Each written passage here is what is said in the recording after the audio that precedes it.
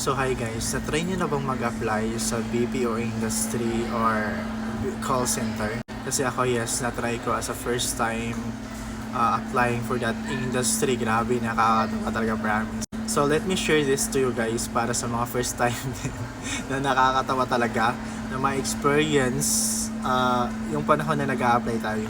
So bagong graduate ako at ayun, I'm from Island. So probinsya talaga ako. So Bisaya. And then ayun, after graduated in college. So yun, tapos na mag-aaral. And then yeah, pumunta na ako dito sa city, sa Cebu. Then of course, pagkatapos ng eskwela, so you need to find a job, right? So maghanap ka talaga ng trabaho para magka-pera. That's the reality ng mga ng tao, talaga maghahanap talaga kagad ng trabaho.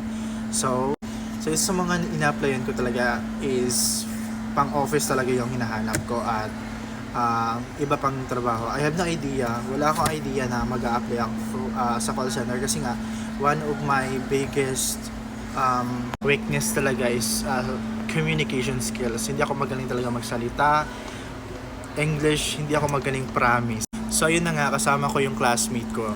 So nag-usap kami na kasama kami maghanap ng work dito sa Cebu.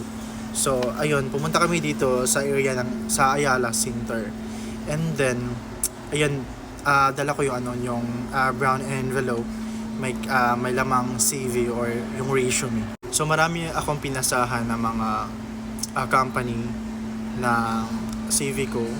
Kaso hindi kami natatanggap kasi nga kailangan yung work experience talaga yung hinahanap nila. Then so napag-isipan namin, punta kami sa IT Park. IT Park ba yun? Basta doon sa Ayala Central Block. Basta sa area na yun, sa IT. And then wala talaga kami idea na magko-call center kami kasi nga basta ayaw ko talaga call center. And then yung lang kami, naglalakad lang kami, tapos nag-uusap kami. May biglang kumausap sa amin, tapos sinabi na maghanap ba kayo ng work, yon. Kasi nga obvious kasi na naghahanap kami ng work kasi may envelope kami na dala-dala. And then ayun na nga, so sumama kami. So tumawa basta nakakatawa kasi nagtitikin kami ng ng classmate na.